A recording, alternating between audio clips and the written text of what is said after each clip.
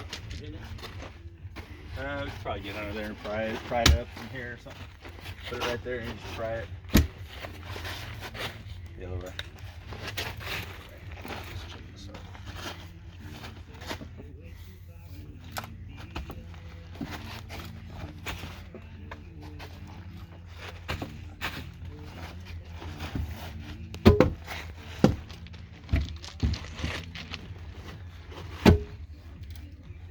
Go ahead and hammer it out from the corner over there that's sticking inside. Yeah.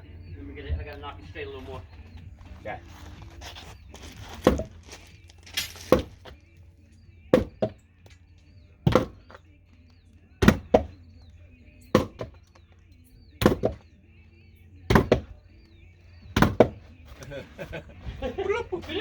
Watch out.